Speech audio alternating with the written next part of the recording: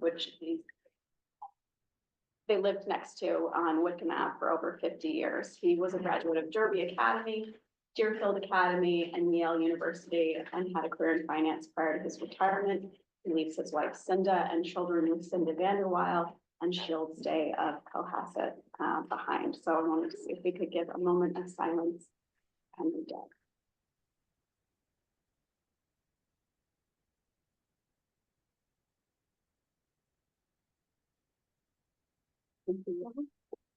Deirdre so sweetly pointed out earlier that, which I thought was, I'll let you share it since you texted it to me, and I thought it was a nice sentiment to think about. Yeah, is that because of your volunteer service, and that somewhere, sometime in the future, a meeting will gather and do the same for all of us. So. But we also, Henry would have loved that kind of humor. Cinda was in a couple weeks ago, and it's been a long month. So I am so grateful to all of you for remembering, and I thought that was so sweet that he loved us and he loved the pond.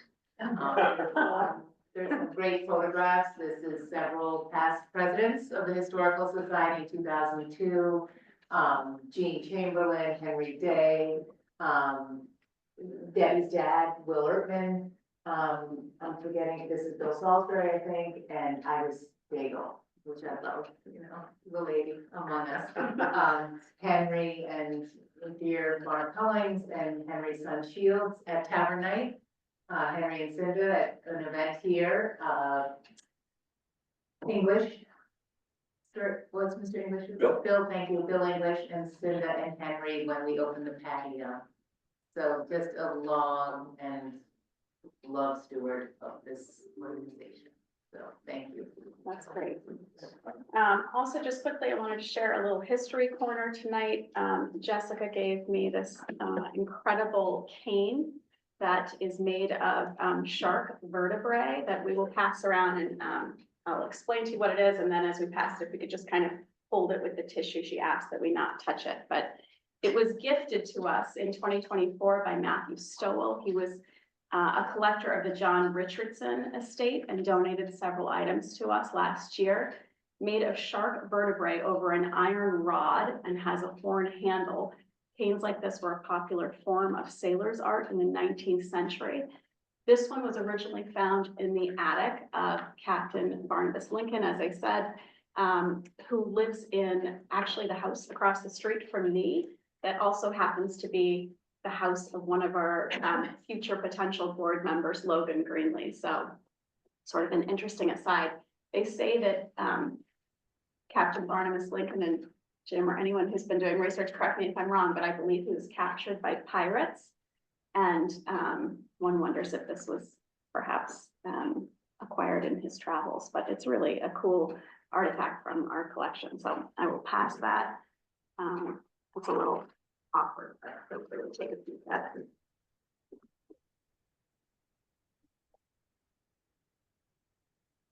The minutes. Cynthia has it. Jim sent out the minutes. I think there is one amendment if you want to just share about it.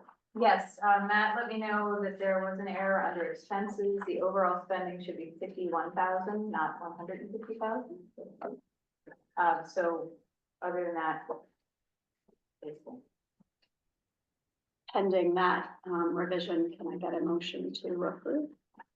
So Second. Thank you. Okay, moving on. All those in favor? Aye. Any opposed? Abstentions? All right, great. Announcements. Deirdre, I think that you have the calendar of events. Yes. Just wanted to share with you this board calendar. Deirdre's going to stick up here. We will have our April board meeting via Zoom. That's on the 1st. And remember that April is the month that we have two meetings. We have our board meeting, and then we have the annual meeting, which is in person on the 30th. So 2 meetings in April. That's an opportunity for us to celebrate those directors that are leaving us, and then Well, excitement. All right, leave it. That's right. Um, and to welcome and vote in our new slate at the April 30th meeting. Bus to the Battle, those tickets are on sale. Deirdre will talk about it later. We have sold some of those tickets and hopefully we'll fill those buses. And then just a reminder that there's no July board meeting, no October board meeting, but the rest of this is the schedule of events going forward. There's also this Sunday lecture series. Is that right, Hillary? This Yes. Sunday? Yep. Brooke Barbier will be here on Sunday talking about John Hancock. Great. Okay. Georgia, do you want to do CPC? Yeah, close the door, 'cause Yeah. Okay, so yes, so, the CPC, our process along the CPC, we were in town hall about 10 days ago, where we thought the CPC proposed warrant article would be approved by a combined meeting of the select board and the advisory committee. And any guesses as to what derailed that vote? Anybody? Pickleball. Thank you. So the select board and the advisory committee did not vote on the CPC proposed warrant article because of the debates around the suggested grant for 12 pickleball courts at Carlson Field. So we will be back before the select board Thursday night. And then next week, we will be back before the advisory committee, the 13th. And hopefully they will, perhaps separate out the pickleball, warrant, the pickleball piece of the CPC, so that we can move forward as good affordable housing, trust move forward, because those grants, recommendations did not have many questions at all, at the select board meeting. So, so we'll be there. Any questions about that process? If we could still, if you could all still plan to be, if it works with your schedule, plan to be a town meeting.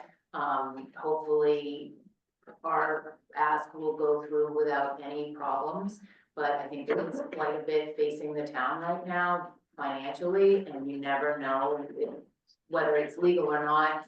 It could just, can you imagine someone coming up from the floor and being like, forget CPC this year, like, we just need to put all our, which isn't possible. But we're paranoid, right? So. With good reason. With good reason, so that's where, but let me give you happy updates on the construction project. Before you go, there's some meeting tonight on pickleball.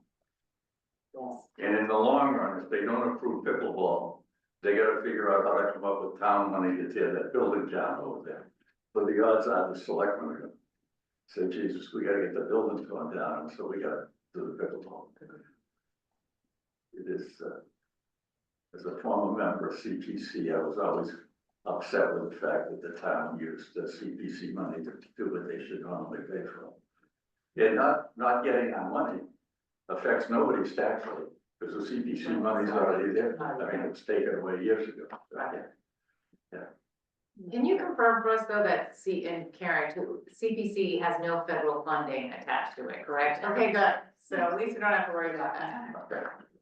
So, but let's talk about where we are in the process. Here's some fabulous construction photos for all of you who've ever undergone your own construction.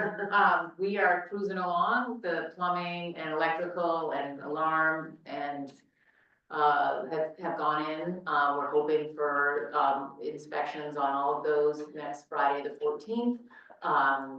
And then we are still waiting the final finish elevations from South Weston, and then there'll be milling and putting up the wall. So, it's breakneck, but we're optimistic for our June 30th required open date. One good news, as you might be able to see here, in making the floors consistent now, if on June 30th, we finish the bathrooms and a pathway from the parking lot to the bathroom, but yet likely will not have finished the pathway to the front door, the house will still be accessible, because now someone with mobility needs could enter into the restroom, go through the kitchenette, enter into the kitchen of the old one.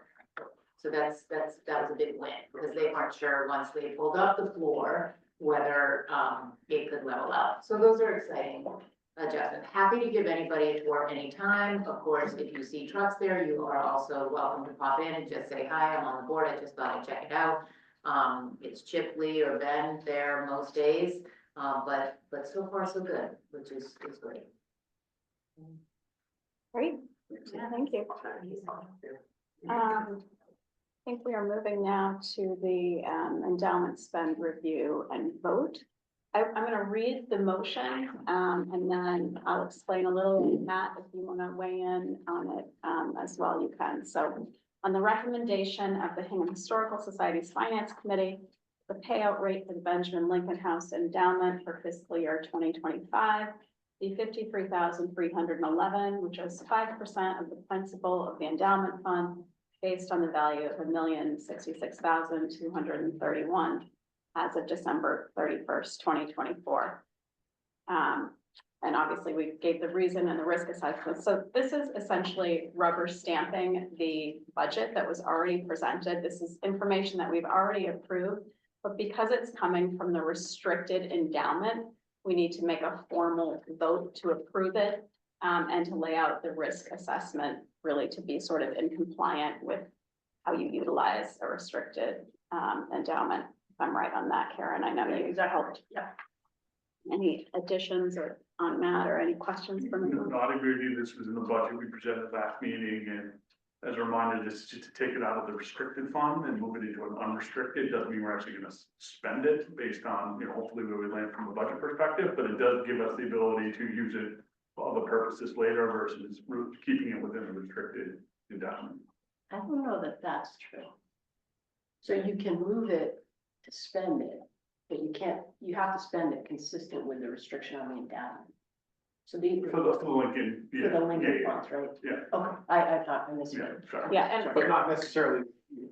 Right this year, yeah. Right, yeah, Right. so it becomes a current use fund within our budget for use at the Benjamin. Right, and what happened, because we have normal spend above that $55,000, whatever we use to pay that, it almost becomes. Yeah. Like Exactly. it's recycled, or it's, And just an additional clarification in speaking with Jim earlier, we will approve this. We don't have to do the same level of approval when we're from our unrestricted endowment. And we may or may not pull from the unrestricted endowment. That's sort of a decision we make like late in the year. So this is money we will likely need to utilize, but the unrestricted endowment, we may or may not seek to draw from later in the year. So any other questions? A motion to approve? Well, I'll second your motion. Okay. All in favor? Aye. Any opposed? Thank you. On to governance. Governance has been really busy this year. I'm going to kick it over to Erin in a minute, but I just want to thank that committee for all the work that they've done. A lot of great work this year, both on charters and on new candidates for the board. Really had a lot of exciting acceptances and really talented candidates. So I will tee it off. I think Erin's going to talk about the directors that may be rolling off, new slate of officers or renewal of officers, and then new candidates. And first I want to say thanks to the committee, which included Cynthia, Jerry, Cheryl, I'm forgetting someone, Caroline, myself. I know Caroline as well, so appreciate everything she's done to keep us on track. So the next step for us would be to share with you just a little bit about the nominating process and how that's evolved over the last couple of years. Just so you know that this isn't just picking names out of a hat. We very thoughtfully go through lists of members, donors, volunteers within the organization, and then we're also constantly looking outside the organization and keeping tabs on the community and trying to identify people in the community that might somehow be able to contribute on our board. So I just want you to know this was like a very carefully done process with a lot of hard work by this committee. There were meetings every month all fall, right up until a couple weeks ago. And I just really appreciate all the time and thoughtfulness they put into this. So couldn't have done it without this team, so they were great. With that being said, I'm just going to quickly thank those who have already served, who are stepping off this time. A little awkward to thank myself, but I'll take it. But somebody's got to. Ken and I will be stepping off, as well as Cheryl and Dorothy. I was trying to figure out how many years those two have served between them. Dorothy's had at least 2 terms, and Cheryl has the jackpot with at least 6. So we very much appreciate all the work they've done. They've served as chairs of various committees, and as with Cheryl, she served as clerk for a number of years. And so we're just super grateful for that. We will be recognizing everyone at the April meeting. So we will definitely spend more time acknowledging what everyone has contributed. So I just want to say thank you to everyone. With that being said, you can see on the PowerPoint that we now have the slate of officers and directors. Caroline and Jim are up for serving a 2nd term. Those are 2-year terms, Jim for chair and Caroline for vice chair. The directors at large, we have Gordon, who's up for a 2nd term, Logan Greenlee, who would be a new director, Karen Johnson for a 2nd term, Katie Leland for a 2nd term, Scott McGilvery, Kristen Maxwell, and Carol Yarmatino would all be up for serving as the 1st term. So I'm going to turn it over, starting with Jerry. Do you want to, who's first on the next, on the bios? Logan. So I'm going to turn it over to Cynthia just to give a little bit of highlights about Logan. What are we laughing at? Just pointing to Karen.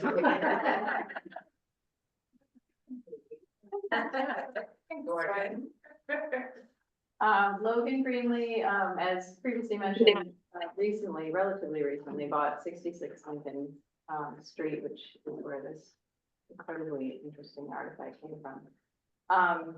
He has, I'm not gonna go over what's in the bio, but Logan has expertise in business and strategic planning, and, you know, as a successful entrepreneur, I think can really bring those different ways of thinking to bear. He's already helped us tonight with some chat GPT technology apparently, so that out. He's a committed donor to the society and has been engaged in a number of the events. I know Logan personally from working with him at Hingham Maritime Center. He was volunteered as executive director there for a few years and is a huge sailor as well, so got very involved in the yacht club. They have 3 small children, so I think have a wide network of friends and acquaintances, everything from Derby Academy to Old Colony Montessori and other organizations. So I think he's going to be great. Look forward to working with him. Great. I love the Greenleys. His wife is like French and super cool, and they're awesome. So yeah. And he was there Friday. Yeah, he was there. Yeah. So next we have Scott. Yeah, sure. So we're very excited. Yeah, bottom row, second if you want. Very excited to have Scott joining the board. He is a resident of Crow Point. He is him and his wife Lisa have been very much involved with the society over many years. And I think he's finally, feels like he's comfortable with taking the plunge and, joining the board. I think he's very excited.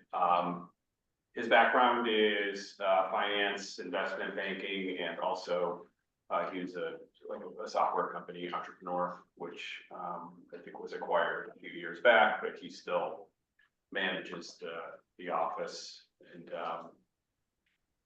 has been very successful in that role. I think like Logan, brings a lot of strategic focus and entrepreneurial thinking that I think would benefit the board. And he's very interested in the town and in history and, overall, it would be a good fit. Has 3 boys, one who is out of college, Duncan, and then Griffin plays soccer at St. Lawrence. I don't know who would go there. Besides Happy Town. Yeah. I'm just kidding. As a central New Yorker. And then, who's the already spaced This little out. guy. Quinn, yes, Quinn, who's in middle school. Yeah, so, excited to have Scott on board here in a few months.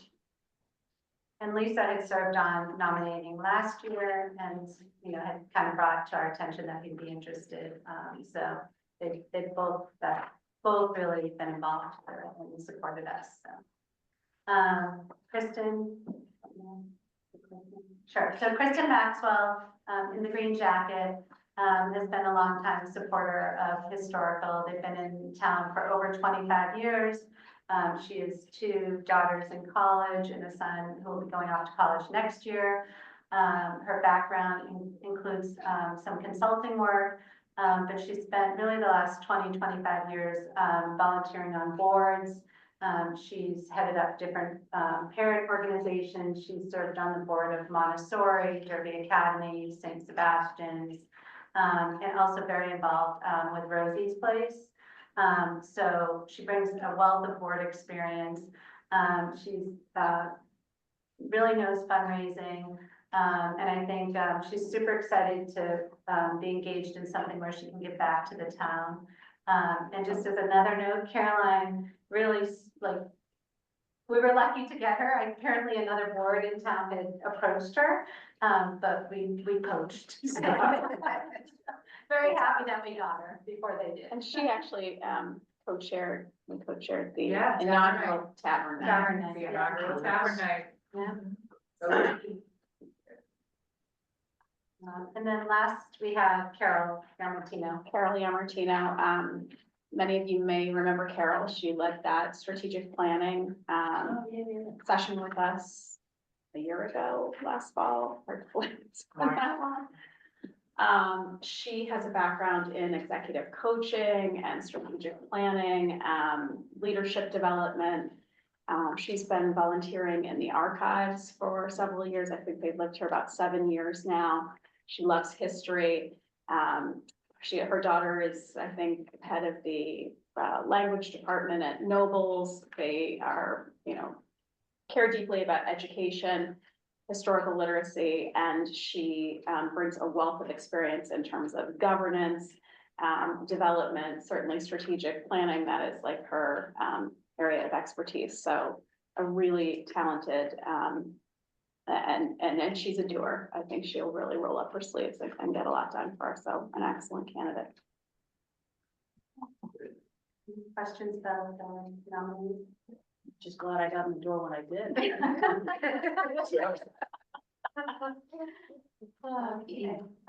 so the next step would be for me to propose a motion to accept the 2025 slate of officers of the Hingham Historical Society for a 2-year term, 2025 to 2027, and directors at large for a 3-year term from 2025 to 2028. And I will accept a motion to approve. I'll second. I said Carol. Okay, sorry, I haven't done this before. And so accordingly, now following Robert's Rules of Order with the motion to accept this slate as proposed, now comes the time for any questions or comments about the slate of proposed officers and directors. Are there any questions or comments? Okay, so we'll put it out for a vote. All in favor? Aye. Any opposed? Okay, I approve the motion. Yeah. And just to circle, thank you, Erin, incredible, slate of new directors coming in. Just our sequence really is, we approve it, but we really approve it, the slate to be presented at the annual meeting. That is where it actually has to be formally ratified in order for them to become, directors by the membership, yeah. Yes, so the next step is I'll reach out to everyone, but then, and they'll be present hopefully at the annual meeting, and then they'll be here for when we do approve them from the membership. And we've already targeted a May, orientation for new directors to, assuming they're all approved, so. Great work. Quick update on charters. You have a sense, we have maybe 3 committees that we still need them for. Collections is done, governance is done, M&O is done. I don't think we have one for finance yet.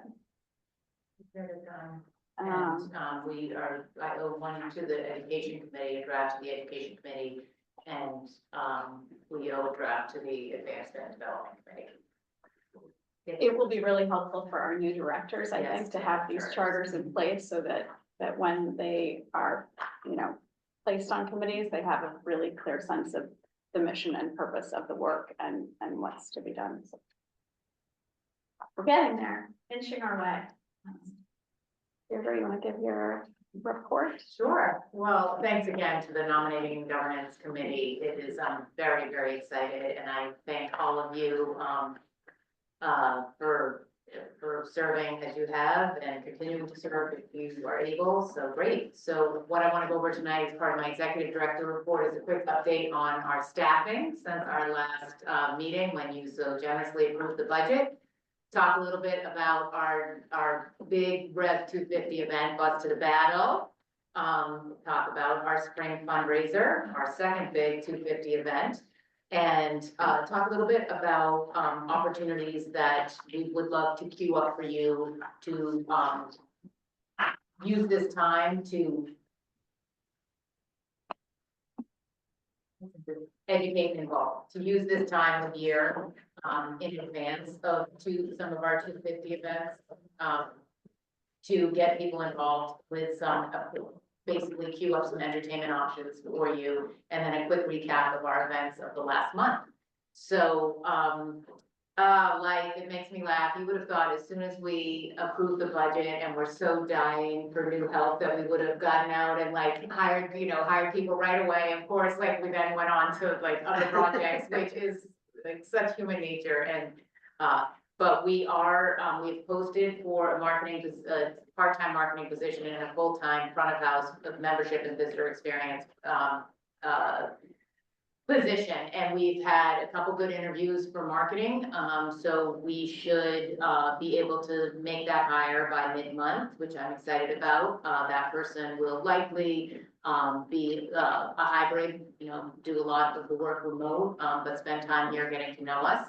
And then our other position is the one that we absolutely have to have in place by mid to late April, given that our somebody here. No, stay. Let's talk about those.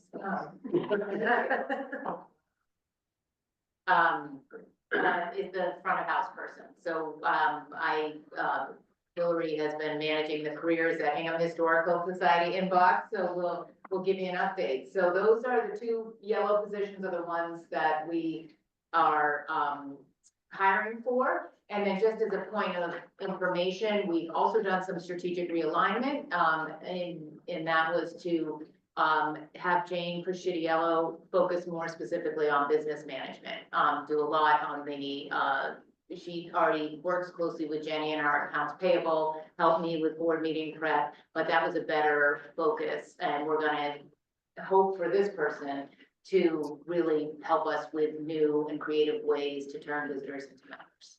So that's our hope. If, of course, you have anyone in the community or in your network that you think would be good for either of these positions, the job descriptions are detailed and posted on our website under careers. If you go down to the bottom of the page. We also are in the process, or I should say more specifically, Jessica and Ellen Miller hire our 2 collections-based interns, summer college interns or graduate interns. And Victoria is working with Hillary on hiring our public history intern. So we've gotten a lot of candidates for those positions. We are paid internship, a 10-week internship. So again, if you have master's or college age students in your life, that is going on right now too. And then finally, which is such a testament, I'm so grateful, I think because of our high school internship, our work with high schools in senior service day or what have you, we already have 3 outstanding Hingham High School students who have approached us about working here this summer for free, which is fabulous. So it is, it's just, we now know this year, because we had a lot of students interested last year, that we have to be structured about that and make it a process. So that's all good news. So there we are on staffing. Any questions? Okay. So let's talk about, we launched it on Friday with our leadership donor. So the ticketing is up. And I just want to go over, for those of you who are feeling excited about what the general public will see as the kickoff to America's 250th, is the reenactments on Saturday, April 19th. So we are proposing, it's outlined here in your flyer, we'll have as many buses as we can fill leave Hingham at 4 a.m. on Saturday the 19th. We have a deluxe version if you want a seated coach, or we have a school bus. And then once you get to Lexington, the nice thing about our champagne brunch is the deluxe coach gets to park at the Inn at Hastings Park. And then the school bus will hopefully be right near there. Our friends in Lexington are doing a lot of work to queue up the organization. And then it's just a short walk down Massachusetts Avenue from the Inn at Hastings to the Lexington Green. You stand around for a good half hour, but the birds are chirping and bells are ringing. And then the reenactment starts right about 5:30, 5:45. It lasts for about 20 minutes, 20, 30 minutes. And then it breaks, and the British soldiers march off down Mass Ave, ostensibly towards Lexington, or towards Concord. And we break and take either a pancake breakfast at St. Bridget's Catholic Church, which is right there on Mass Ave, or 4 doors down, if you want a nice seated buffet breakfast at the Inn at Hastings Park, which is a Relais and Chateau property, you can opt for that option. Then we'll get back on the bus at about 9 o'clock and be home in Hingham by 10 a.m. So it will be, it's gonna be a great morning. We have already had families sign up. We will go, we'll push this out to the membership this week in our newsletter. So hopefully we will get that all filled up. Any questions? It is not a fundraiser. It is just a full experience, and it is an adventure. Yes, Gordon. This is the chair of the Road to 50 committee asking the question about this. There's been a lot of chatter that dignitaries are being invited to this event. Is there going to be will there be a speaking program at some point? Will that time frame that you just laid out be extended on one side or the other, depending on which of those dignitaries accept? Yes, there will be, so as of 18 months ago, yeah, the representative from the British Crown was invited. I have to believe it's someone significant, because they passed like 18 to 2 years ago, and the president was invited. So there is no clarification yet as to whoever is coming, but last year certainly the governor spoke. So Governor Healy was there last year. It happens before the reenactment. And because it's 5:30 in the morning, I think the governor spoke for maybe 5 minutes. Just thank you for coming. you know, it all started here. So I don't know about that. And presumably security will be a little bit more involved. Well, Can I add something? yeah, When I spoke to the visitor center at Lexington, they're working on the logistics for the event. They are going to be publishing sort of a minute by minute operational manual for experiencing Rev 250. That should be coming out in the next week, so I think we'll have answers to a lot of your questions very soon, but there'll be copious communication with all participants before the event, being able to say, you know, here's what you can expect. And also, you know, bring your sense of camaraderie and fun. There will, you know, because things may change on the fly depending on whose motorcade gets in first. Deirdre, did you organize the champagne brunch and is that already happening or was the that? champagne brunch was happening at the inn, and so we just reserved 30 tickets. Yeah, I mean, it's beautiful. Yeah, I'm so People get a excited. chance to go, yeah. And Not to be outdone, pancake breakfast. Oh, I love And it. Boy Scout pancake breakfast. From Lexington this is their big fundraiser of the year. They've been doing this for 50 years. Oh, like the 4th of July. Yeah, there's a whole chronicle story about them, and I saw their little run of show, and the like first wave of boys are there at 2 in the morning getting the pancakes ready, so they open at 5:30, and it's a real operation, but it's Awesome. very sweet. But again, like, all bets are off once we step off the bus, like that, I am fighting, like, we are getting cute little ski hats that say Hingham. So we'll be able to identify each other, and that's all part of your, package, and you'll be happy to know the fellow in Santa Monica, California, that I'm doing the ski hats with at Pixelnet. He is like, oh, I wish I was going, that was so great, so we, so it's like, we got a little Hingham ski hats, On behalf of Kenny and Jim, I will say thank you for that. thank you. Yeah, Cindy, right. It sounds like an awesome experience, and I probably will go just for the experience, but can you actually see anything?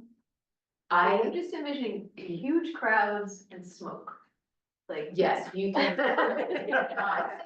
No, there isn't much smoke, at least last year when I went, so this was the picture, so, Oh, that you took it? yeah. Oh, all right, Wow. that answers my So, question. so when you, so you are definitely, like, the way the Lexington Green goes, as you head west, it kind of goes up a little hill towards a monument. So we were standing at the foot of the monument, and, you know, I'm tall, so you can see, like, you can stand on your tippy toes. They are ruthless about no step ladders, no stools. So one person came with a step ladder, and, they literally stayed.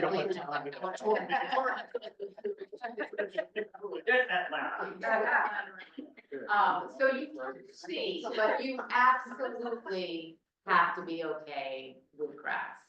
Yes. Because even last year, you know, and I, like, no bad kids, there was a family that's why we said not recommended for kids under 3, like the poor family, they had a horrible time. Like, it was with kids crying the whole time, and you just have to tune it out. And then you have this whole crowd, like half of these people are just like, they love this stuff so much. These are news crews, but everybody over here, they've been there since 2 a.m.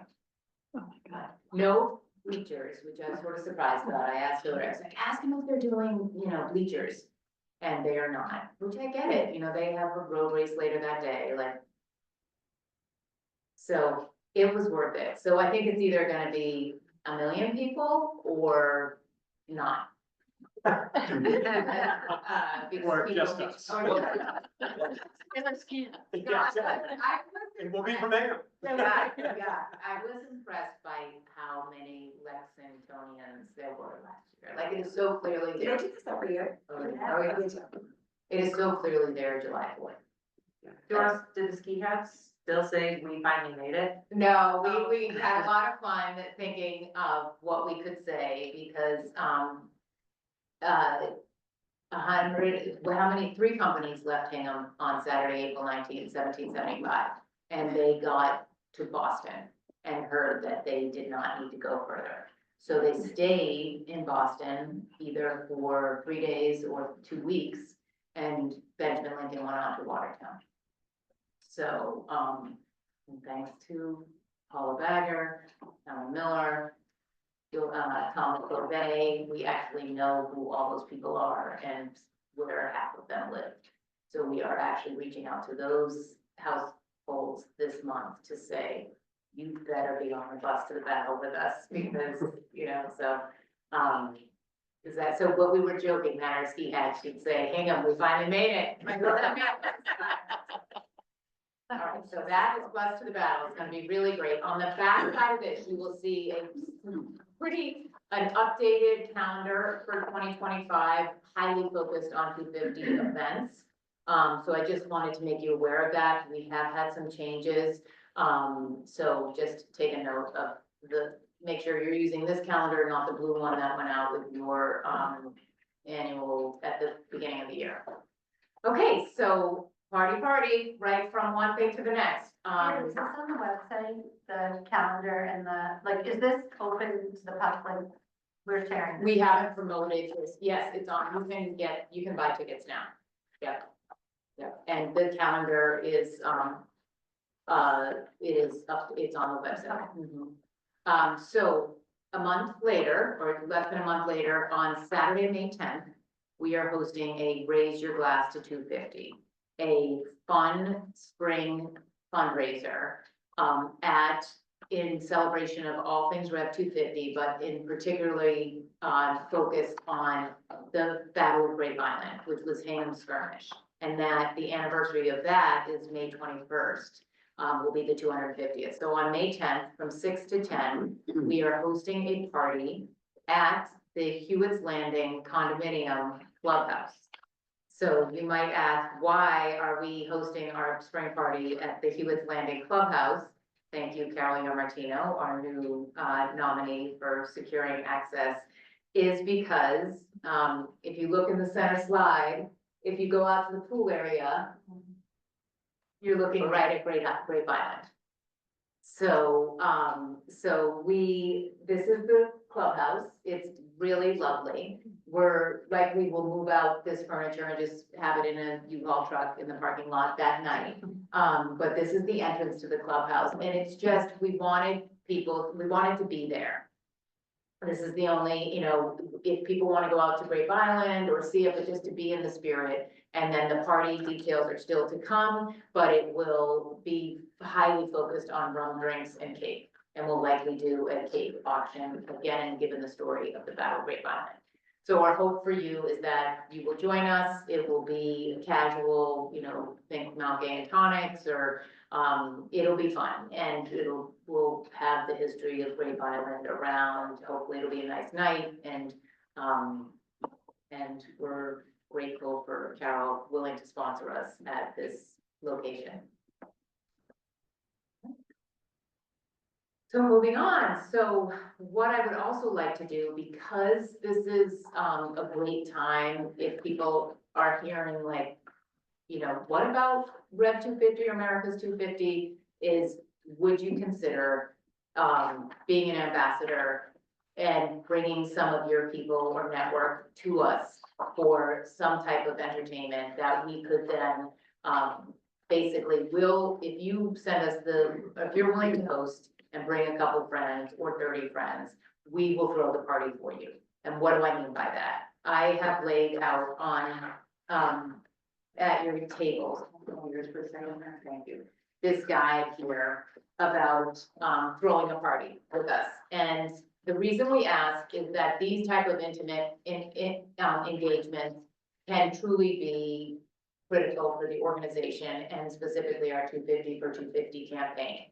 When Lara and Cynthia took advantage of this for the Benjamin Lincoln House campaign in the fall of 2023, it was really one of, you know, it landed us a new director this year. So it's really the most intimate way we can share our mission with people that we might not know. So if you could read this document and know that we suggest some dates, we suggest some possible formats, But basically, we can get soup and salad, and we put that out for you and some friends here in the Benjamin Lincoln House. We can give you a tour of Old Ordinary construction and throw some beers and peanuts your way. Like, we will, if you bring us the people, we'll put the party together that you want. And, so you can do a dinner, you could do cocktails, you could do a coffee, you could do a cart tour. Here are some other examples of things that we've thrown in our properties, but we have undoubtedly the best real estate in downtown Hingham.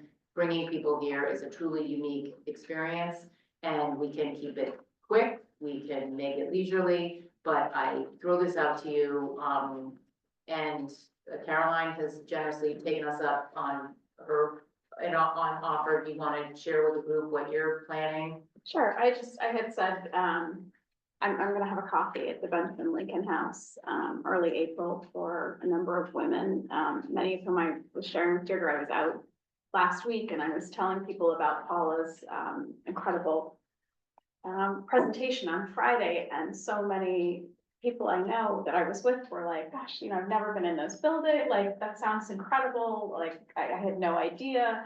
And it's just a constant reminder that even though I have been on this board for years, there are so many people in my orbit that just are still not familiar with what we do. And it's a very light lift to host a coffee there, and Deirdre, I know, will make it, lovely and seamless, so. So any questions? And again, we can do as much or as little speaking as you want. Like, I've been working on things like scandalous insights from the revolution, you know, talk, you know, five fun facts. We'll do the tours, we can lay out, you know, talk about the battle, you know, there's just so much we could share with people. If you wanted, we could even do like a sneak peek on the Patriot Trail and take a walk down South Street or North Street with a cup of coffee in your hand. Like, we will do whatever you want. We are so passionate about why 250 matters, and as many of you, as we say right on the top of the calendar back here, at the end of 2026, the commemorations will move out of state. You know, New Jersey and Pennsylvania will start taking the limelight, so we want to just really be on this train of excitement. So any questions at all about doing that? Okay, I appreciate your consideration. I just wanted to add to that too, when we think of like our fundraising goals for this year, which are significant. We spend so much time talking about leadership donors and cultivating leadership donors, but it's as much about like grassroots and getting more people in the door of, you know, all different capacities and backgrounds to just enjoy our properties. And this is an excellent way, and the timing and the narrative is perfect to be able to do that. So that's why it's really a wonderful opportunity to kind of marry those two things right now. Yeah, in the cycle of fundraising, this is the true educate and involve. This is not a heavy ask. It's literally to just share our enthusiasm for what we are here and what we're commemorating. So, all right. And do you have, many members from outside outside of the community, outside of Hingham, Cohasset or Weymouth or anything? We do have a pretty sizable number of expats, meaning resident people who lived here for a while or grew up here that live in other parts of the country. You know, we probably have 25 members in California, in Florida. We don't have a lot of members outside of, you know, South Shore residents that are members, because in most communities, I think except for Hull, and they have their own historical society. So we're working on it though. Yeah, people that are all coming in line don't live in town. Yeah, they might be jazzed, and this is, in this moment, it might be a good time to visit Hingham. Yeah. Because it was so regional. You know, when we talk about the Revolutionary patriots, they were from Cohasset too. And we have their names too. So, so it's something to think about. It's kind of regional at this point. All right, well, again, please be in touch. Couple quick recap on some of our February events. Lincoln Day, I want to give a special thanks to Hillary, came in cold, never having been to a Lincoln Day, and put it all together. So thank you so much. And, we were planning we were planning our Battle of Grape Island reenactment with the militia today and Harbor Media, and I guess, we were on TikTok. That, one of the Harbor Media people said, oh yeah, did you all see that TikTok where someone was sitting in their car and they had their phone, they're like, well, this just happened. And, sure enough, it was a little revolutionary parade, in downtown Hingham. So, but a great day. Thank you, Hillary. Jonathan Lane was our speaker.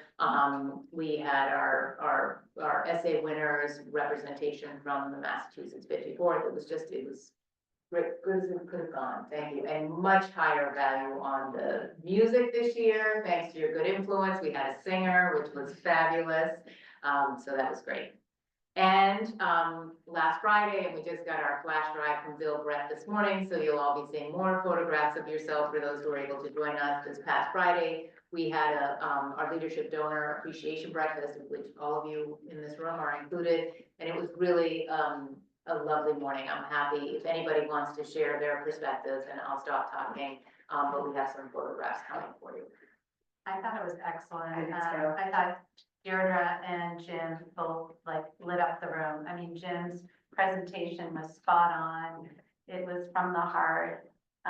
It really made you want to be involved. I thought it was excellent, and Deirdre followed up, and then everything about the room was great.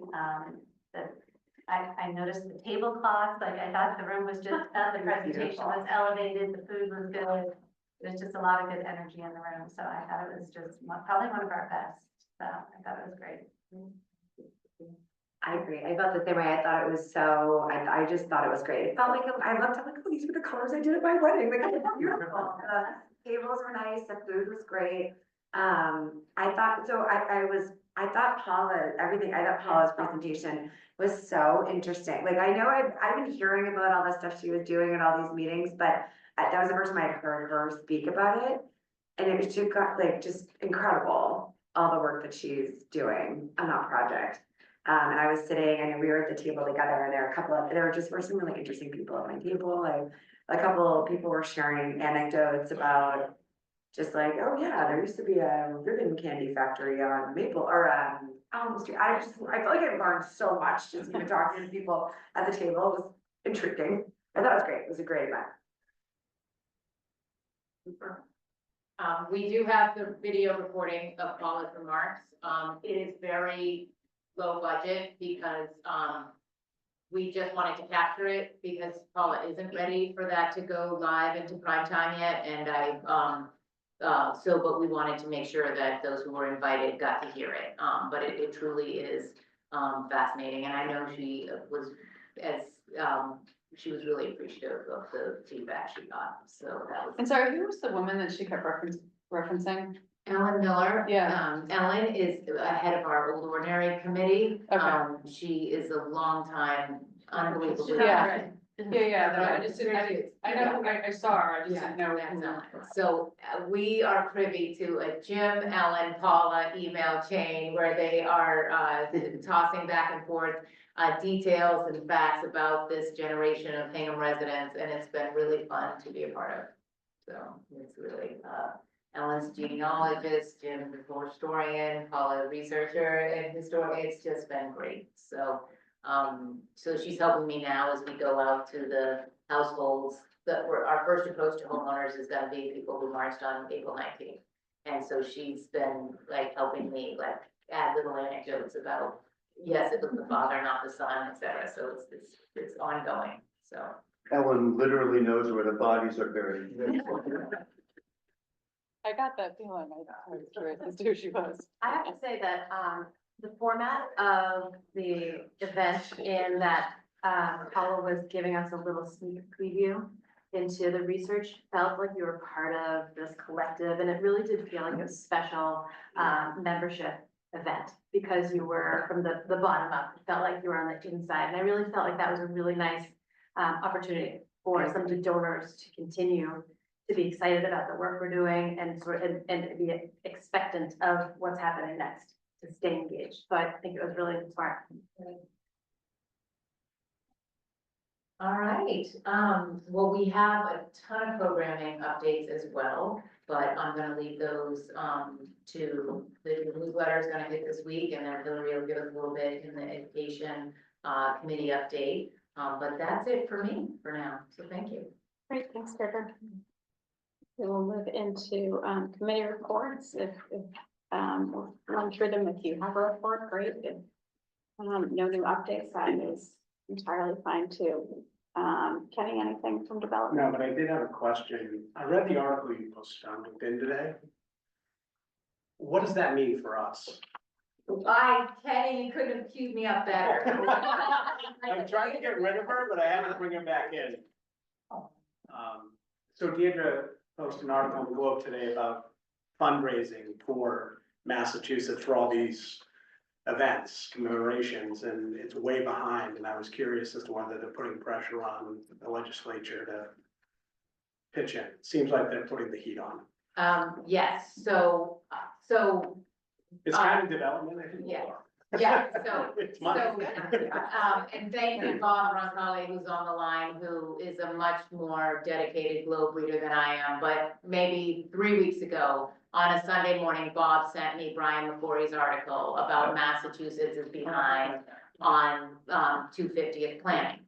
And then for you dedicated globe articles, on this past Sunday, Brian McCrory had another article about the layoffs, the federal layoff impacts on Boston National Parks. And I was lying in bed and I was like, oh, they already. And because as you have expressed, you have heard from me, we've been part of 250 for over 2 years. And Bob Allison and Jonathan Lane have been phenomenal. And the partner organizations have been generous and enthusiastic. And we see firsthand how hard everybody is working. Mass Office of Travel and Tourism have been great. You know, we are $230,000 richer because of those grants. And Sheila Green has been helpful in offering formats. So there is, I think, a lot happening. Did the commission from the State House do much? Absolutely not. Did Massachusetts Historical Society, who was tasked a decade ago with being the leader? Absolutely not. But, you know, out of, you know, make lemonade, it's the individual organization. So I wrote Brian McCrory and I wrote, let me just read, I go, hi, Brian, by way of my name's Deirdre Anderson. Would you please join me in Hingham at your convenience for coffee and a tour? The Hingham Historical Society represents a nonprofit that has benefited from Mont 250th grants and has been an active member of Rev 250, led by Jonathan Lane and Bob Allison for years. I represent a positive voice in Massachusetts' readiness for 250th commemorations, unlike Senator Barrett, who you've interviewed for 2 of your recent articles. Private nonprofits like the Society, working with regional tourism centers and our beleaguered colleagues at NPS, can help weather the current staffing storm and be ready to greet visitors and share the story of Massachusetts. Please come down to Hingham, I'll pick you up. If you are friendly with Bob Ryan and Bill Brett, I'll have them join us. Hey Deirdre, thanks for your email. Thanks very much. I'm very interested in looking at Hingham's efforts to commemorate the 250th, perhaps sometime later this month. And thank you too for the offer to include Bob and Bill. They're great guys and former colleagues, but this will be a working visit for me. So maybe I should focus on the tour. Let's talk more. Take care, Brian. So I'm coming to town. All right. Great. He hates this. That's fine. Don't tell him you're from here. He's from Wayne. So no Cadillac Escalade. Yeah. Hey, we advertise a minivan. We're perfect. She's the perfect hostess. So I need my Rev 250, I need some press briefing. When I forwarded to Sheila Green at Mott today, literally she called me, she goes, please call me. Like, so I want it to be positive, and I have to, and you know me, I bumble along in such rose-colored glasses that I don't want to be bamboozled by like, you know, what we should emphasize. So I do need a little coaching on this, so we're hoping. FYI, we're hoping for me. That's my update, Brian. So we should, like, we should get in the Globe before April 19th. Which will be, and hopefully, like, I really was supremely disappointed with those articles. And the reason I went off on so many different tangents, but like, hey, guess what? We don't need mobile classrooms because the Massachusetts state standards in social studies are phenomenal. And and that's why our public schools are one in the nation, and that's why our kids on AP exams score like well above the national average. So we don't need like to put classrooms on the road because our schools are doing it, and like they didn't mention that. And I have real issues with Senator Barrett, he's. Good line. Sorry, and I've seen him like, I just can't, I don't know why he wouldn't have gone to another source, and to see how Well, hard he but worked. Jonathan also took a couple of shots. He did. Well, the student's been working unpaid for a Yeah. long time. Yeah, I think it was more, Not justified, but he yeah. wasn't getting as much support as he expected, but I thought his, like, I didn't come away from it completely negative because of John. Right, I think the other thing that I was thinking is, why are you being so negative when it hasn't even happened yet? Like, there's still time, like, Right. it's coming, like, so yes, in a crystal ball world, could it have been planned better and could more state funds, who knows, but. No, it's just curious, Yeah. Sound So, bites but- here, sound bites. It sound bites, yeah, but in another point, in that first article, it said Mont would release another round of grant funding. That has not been announced. And I understand that was a shell game, they moved it from the convention center. So. But I mean, we are lucky, so how we don't trip up and be. Like, affluent gets affluent, you know what I mean? Like, that's my big concern is, of course, you're well organized, you're well funded, of course you got a grant.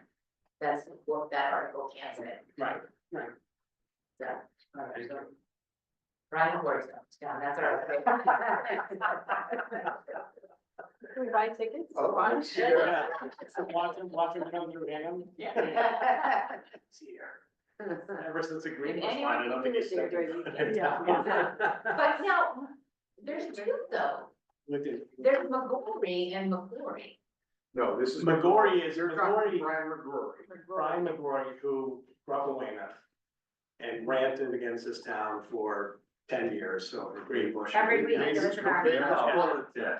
Made his career. If he Yeah. comes wearing one of the Gulf of Weymouth Oh, shirts. God. Yeah. But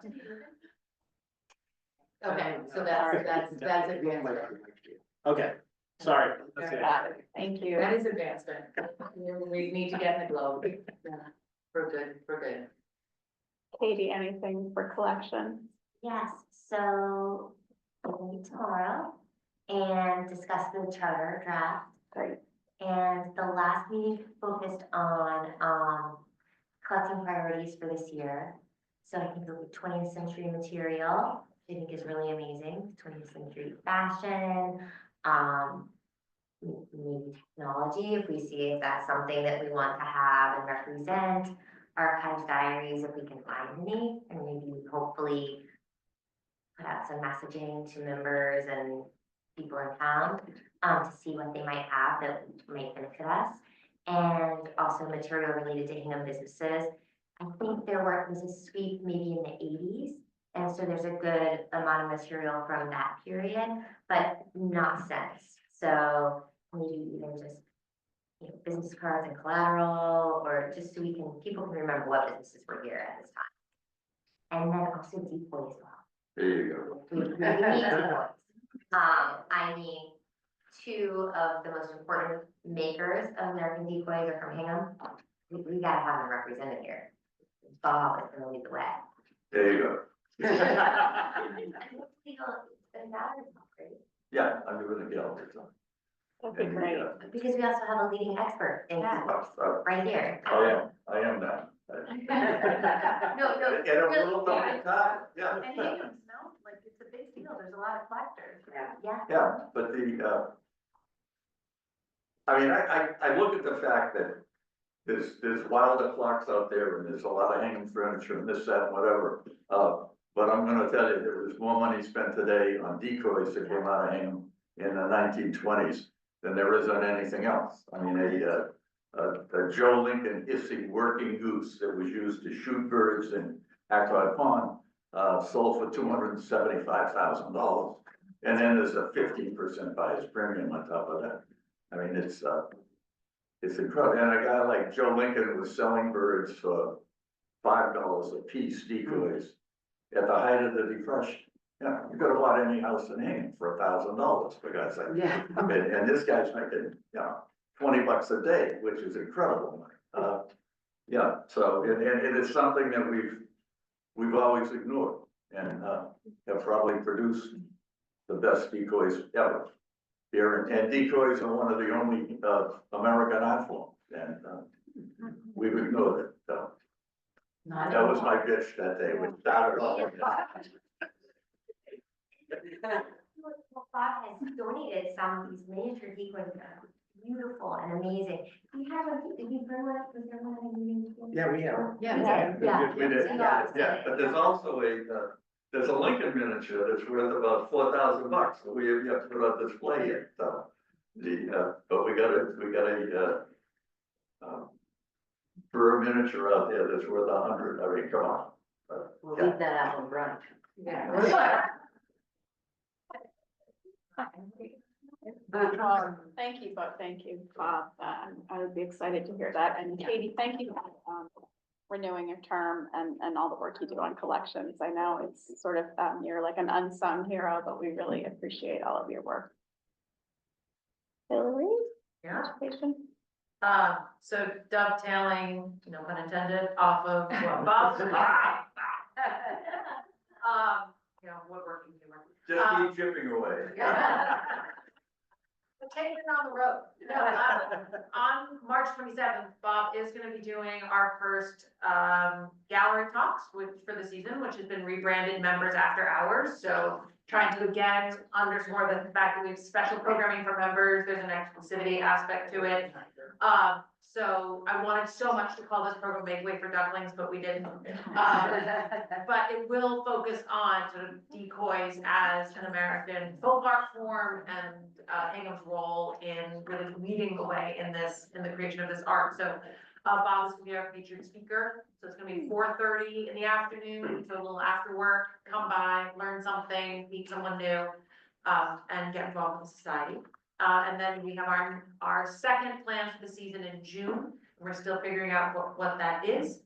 But one of the ideas Jessica and I have is to see if Joan Broncoli will talk about painting on glass. We have several glass paintings in our collection, which have not had as much attention. So we are hopeful to get to speak with her about that soon. Other things coming up for education, we do have Brooke Barbier coming for her lecture on John Hancock, coming up on Sunday at 3 in person or on Zoom. She's going to do a book signing afterwards for her book King Hancock, How to Radicalize Moderate is the title of her piece. And what's really interesting about Brooke is that she is a trained academician, but she has applied her trade in public history. So she started a tour company in Boston called Ye Old Tavern Tours. Her tagline is "History is better with beer." And she takes people around to different historic sites in Boston and sort of drink your way through Boston history. And she's got a great social media following. She's very active. And this book has generated a lot of attention. She's been on Boston Hub, the podcast. She's been on NPR.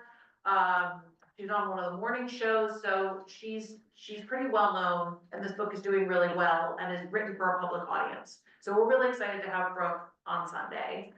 Other things we're looking forward to, Deirdre mentioned, we're bringing on our summer interns, which is always exciting. And then looking ahead in April, we will have the last lecture for the 24-25 season with Danielle Allen. We'll be doing obviously Bus to Battle and getting ready for field trips. And we've got some Cub Scouts coming next week. They're having their pack meeting here at the Society with us, and they're taking an Old Ordinary tour with me and Ellen and Victoria and Jane Shute.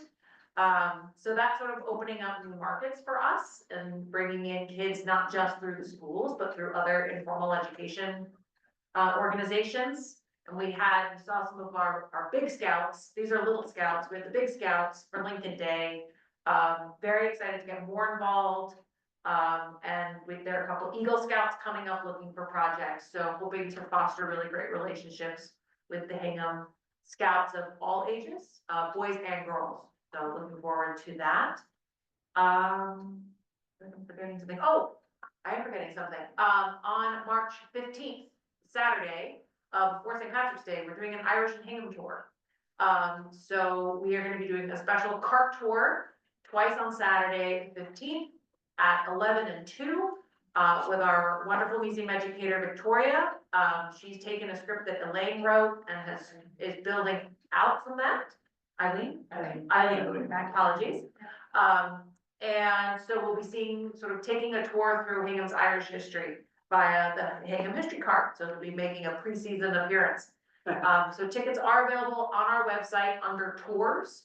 You can go and check those out, and we'll be starting to promote those, I think, on Thursdays when the first social media hits for that. And so you'll see coming out every quarter, we're trying to have a special tour of some kind. And so really showing people what we have in our education toolbox. So we'll be doing special Revolutionary Hingham tours in April and May. We'll be doing literary tours in September. And we're gonna be doing, I'm really excited about this one, we're doing the Pets of Hingham for a dog walking tour in August for the dog days of summer. So doing it early in the morning, like bring your dog, bring your stroller, bring your small children on bikes, and just sort of take a tour together that way. So it'll be a pet motif. So you'll see some of those coming out throughout the year as well. I like that. Am I forgetting anything? No, okay. Yeah, we're busy. Great. Executive committee, Jim just asked me to let the executive committee know that he will be reaching out to set a date for our next meeting. Facilities, I know Dorothy's not here, anything there? It's all old ordinary all the time. Great. Matt?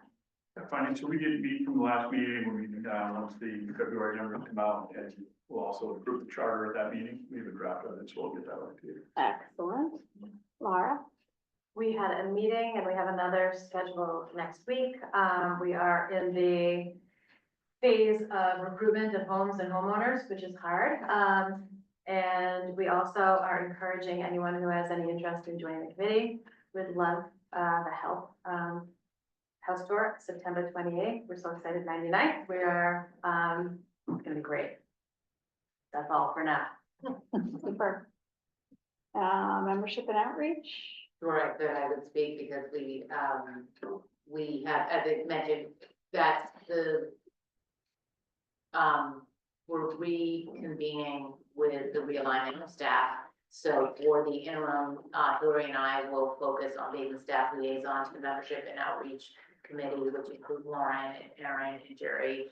And so I wanted to ask you guys, I think can we skip this week's meeting? Because we're not really ready to report out yet. We did a membership survey.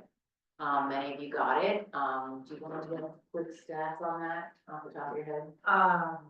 We basically sent out 780. Yeah, we said that's, about 786 members received a survey. We had a 23% response rate, which is really good. So 20 to 25% is good, in the good margin. So we were right in the middle of that, so that was great. I think the biggest takeaway is the vast majority of people are very satisfied with their membership in the society. They see that it brings value, it gives them value and brings value to their lives. We asked them lots of questions about how they like to engage with us, how they like to hear about what we're doing. The newsletter is incredibly popular. We also asked them to tell us how they want to get more involved. So we had lots of people who are interested in learning more about volunteering with the society and many different capacities. So as we start to summarize that data and look and make plans based on that, one of our goals is to keep organizing a larger and larger group of volunteers to do everything from lead property tours to being part of house tour to being special event volunteers there's a lot of interest in getting involved. So we're excited to, start to put those groups of people together and see what they would like to do. But people are very happy and love the way that they're treated when they come here.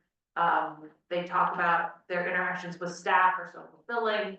And so I just think it speaks volumes as the newbie in the room, speaks volumes to the culture that you guys have created, and the relationships you've built with the town. So that's all of your work that will come out in data form in the next couple of weeks.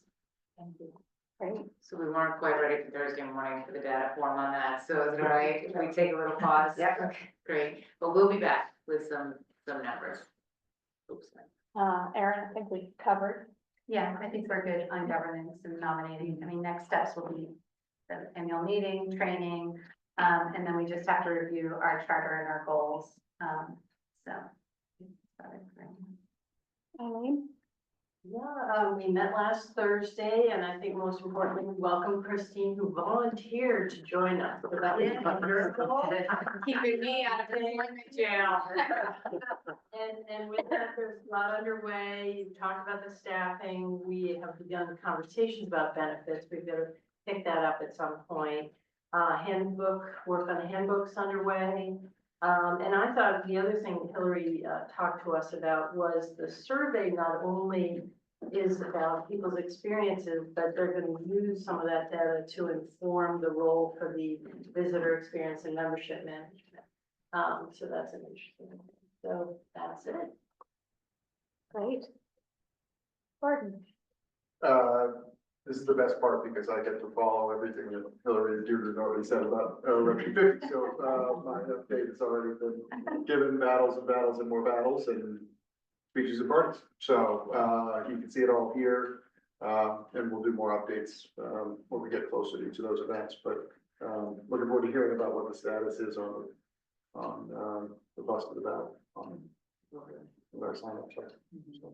And just for big picture, our big things this year will obviously be Bus to Battle, but the exhibition, which is partly funded by Mott, and the Patriot Trail, and then our big 250th effort. I had a chance to talk to Caroline and Jim, and the executive committee will likely be called in the coming month. We're gonna have to make a decision about the POPs in Hingham Harbor. We had a great site visit with the POPs. Levitate, Dan Hassett, Levitate continues to be on board with us, helping us do a site plan. The POPs team was enthusiastic. Levitate, Dan continues to be enthusiastic. The town is enthusiastic. It will come down to what is the cost? How is it a public event and also a cover the costs? And will our primary donor be matched with a corporate donor? And can we pull off what, arguably would be a fabulous exclamation point on 250? And I think the committee thinks we can do it, but there's still a lot of variables. So we'll be sort of yes or no on that in the next 6 weeks. Is that for this summer or for next summer? Labor Day 2026. 2026, Yeah, That would be amazing. yeah, it Man, was. home run. I know. And it's not like, Nantucket does it, Norwood did it for its town anniversary, so they certainly have taken it on the road. It just, it's just a big production. Yeah. But, yeah, we're capable people. You can definitely do that. So save that date, but there is a drone show, as you remember, we talked about the drone show. The drone show is happening on July 2nd. We will be a partner because we are receiving gifts that cover any additional fundraising that people want to donate towards the 4th of July drone show and Harbor celebration on July 2nd will come through us and go out to vendors, face painters, and Booty Vortex will be playing in the gazebo. And there's going to be, so that is year-round town on July 2nd. It should be a lot of fun. It's 400 drone shows. Can I see a show of hands of who's seen a drone show? All right, well, you two lucky guys. So as just a point of fact about drone shows, Right after Dungeons and Dragons. It's amazing. Who's fun now? I love it. I worked with targeting the real one. So, You did? yeah, yeah. So you have to be in front of the drones to see them. So you can't, it's not like, you have to reset all your expectations. It's not anything like fireworks. So you can't be on World's End and see the drone show in Hingham Harbor. You have to be in front of it. So just FYI. So we'll see. Should be interesting. So. That's it for Rep 250. Lots of great updates.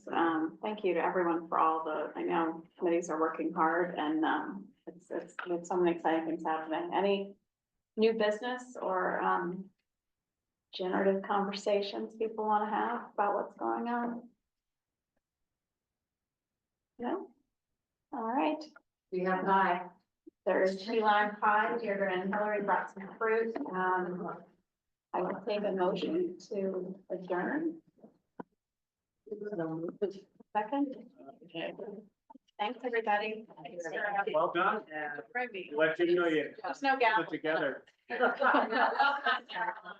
Very impressive. It was good. Cheryl and Bob, thank you so much. I could not. That's it, I know.